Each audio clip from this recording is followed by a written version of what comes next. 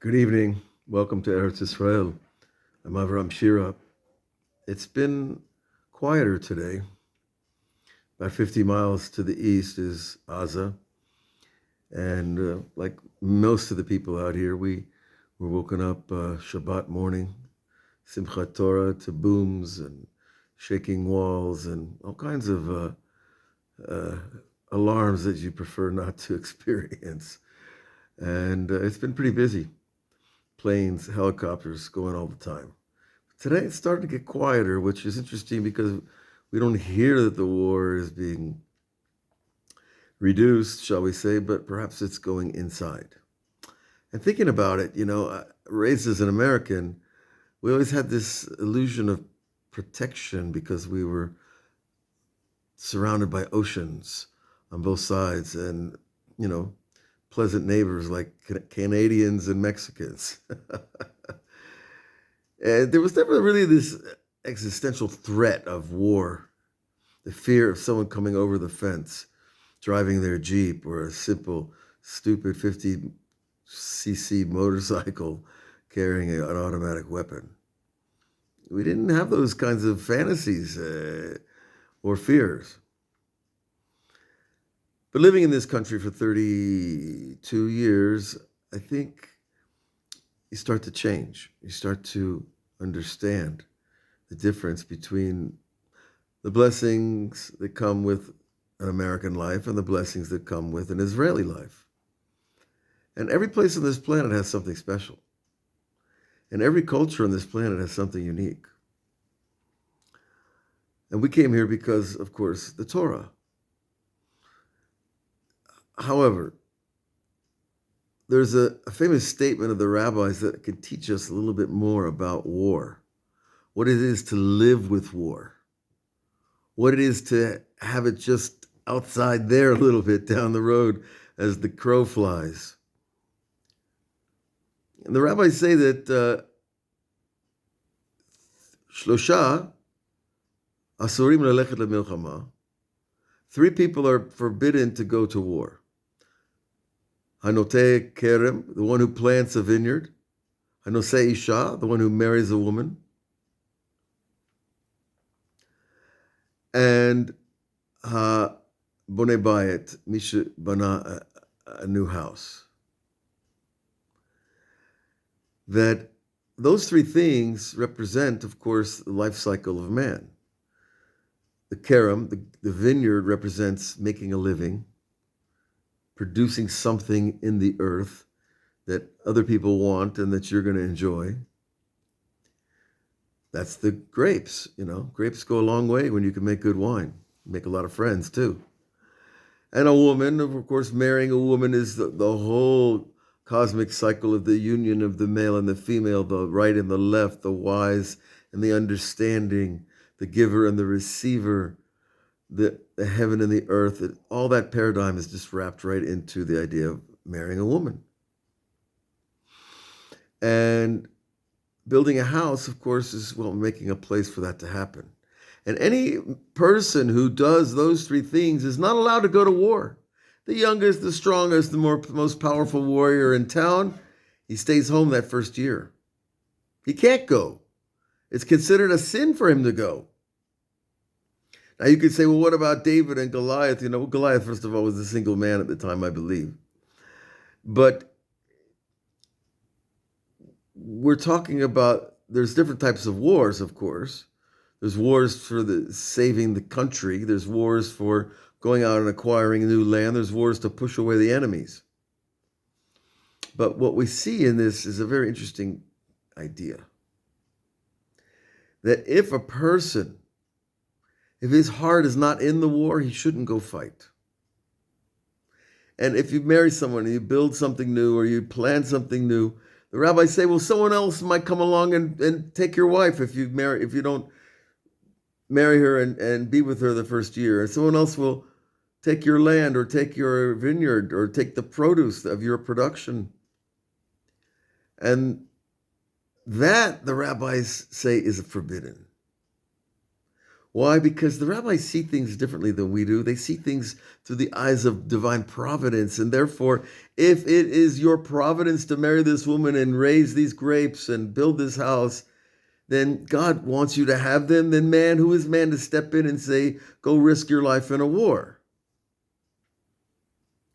No, life comes before death.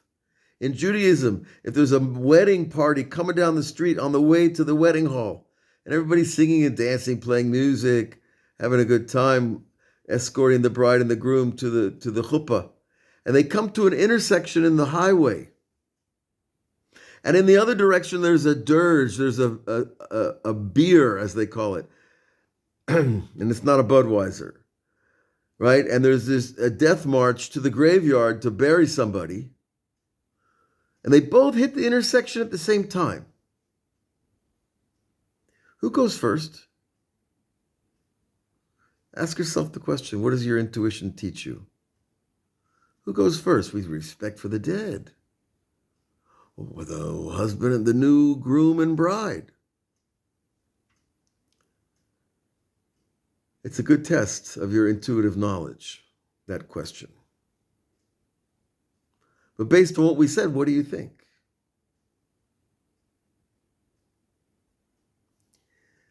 The wedding party goes first, and the mourners for the dead wait behind, and allow those who are in celebration to go forward. Now, God is with both groups. And God's heart is open to those who are suffering, and God's heart is joyous with those who are joyous. Because our Creator has this amazing ability to be all things to all people at all times. So we can be sad with your sadness and joyous with your joy. But the Creator says celebration goes first. Celebration creates higher consciousness. Rabbi Nachman spends lifetimes talking about joy. And joy in the mitzvah is the highest of the joy. And he tells us, the Arizal tells us that joy in the mitzvah is how he got to have all that Ruach HaKodesh to write all the amazing books that he wrote.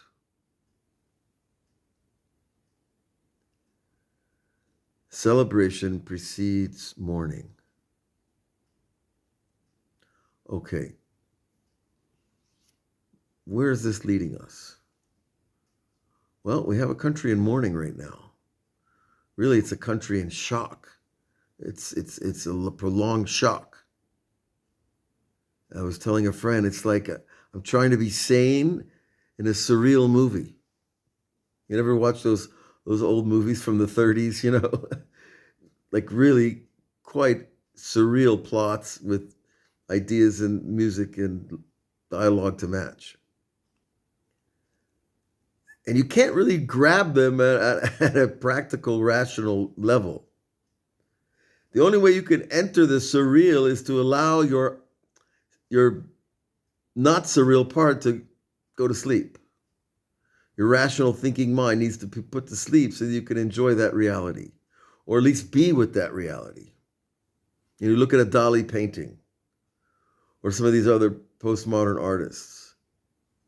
It's hard to put the painting together until you enter the mindset. We're in that surreal mindset right now.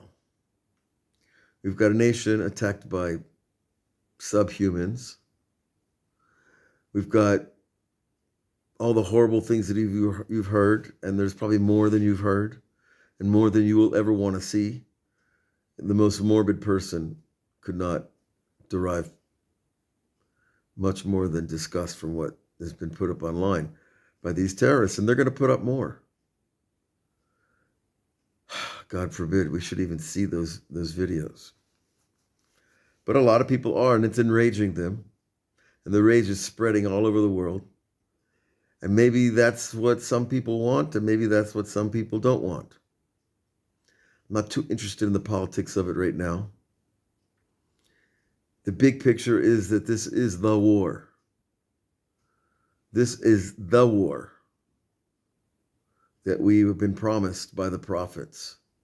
that will lead to a new reality, a greater reality for everyone here. How that happens, it's not good to get into the details of a prophecy before you have the prophecy. You know what I mean? That's called speculation.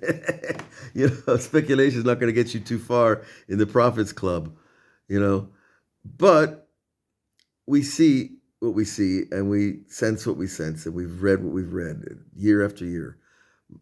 Haftorah after Haftorah, the additional reading from the writings of Isaiah and Jeremiah and Ezekiel, etc. All these prophetic writings are all pointing to this. And then the rabbis come in for 2,000 years, they've been commenting on it and adding their own divine inspiration and insight. And don't think that the rabbis from 1,000 years ago didn't see into these days. They did, in very, very real ways.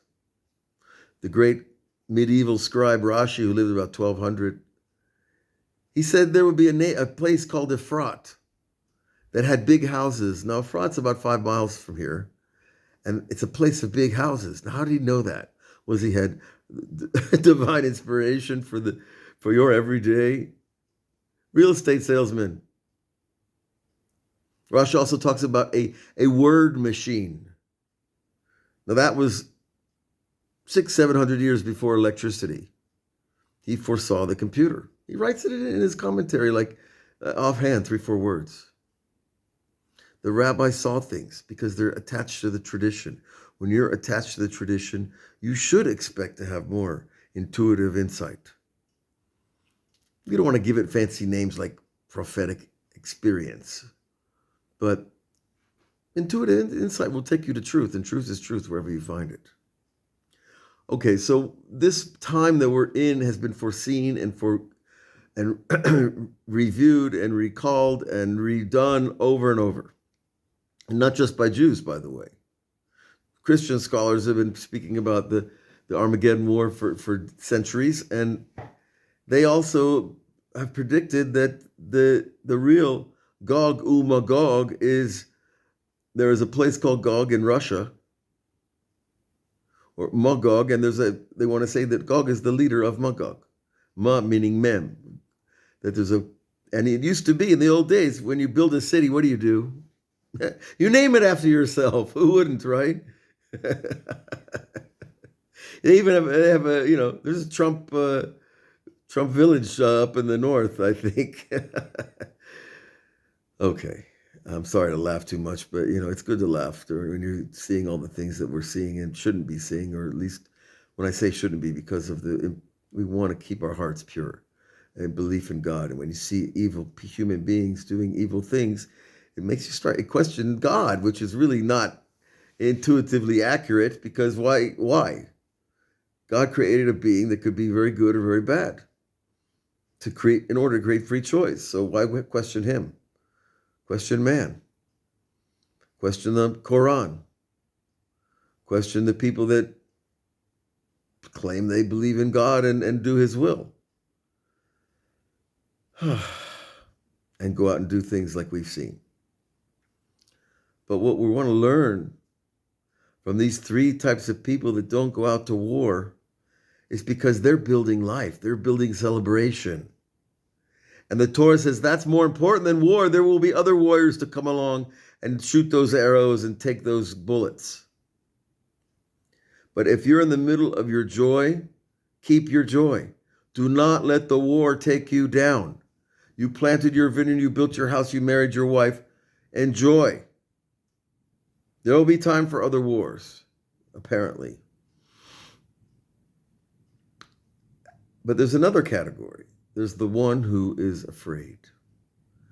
The Torah says that a soldier who is afraid, it's also forbidden for him to go out to battle. Shemei yemasu levavot achayalim. In other words, that perhaps his weak heart, his fear, will melt the hearts of the other soldiers. Now, think about this. You ever feel your heart strong, you're proud, you're brave, you're going out to the football games, That's warfare that we can deal with on the TV, right? I don't think too many people lose their courage at a football game. But when there's bullets whizzing and rockets flying, and people taking hits, it's a little different. And the Torah says that one who's afraid, he has to stand up in front of everybody, which is a big busha, a big shame, embarrassment, to remove yourself from the middle of the warriors and say, I'm afraid, I can't fight. Who would do that? These guys go through hours and days and weeks and years of training. They're going to stand up in front of everybody and say, I can't do it. I'm afraid. My heart is weak. The rabbis say, no, go, leave, go home. Why? Another reason that we didn't expect. Because the rabbis teach us, Masha ben adam lo ro'eh, amaza lo ro'eh. What a person doesn't see, his upper soul sees. Mazal, Rashi translate as upper soul. Not your good fortune at the, at the flea market. That used to be something. No, your mazal is your upper soul, and your upper soul could see that by going off to battle, you might just take a bullet that'll put you down. And the Torah doesn't want you to deny your own instinct either. And if you're afraid, maybe there's a good reason you should be afraid.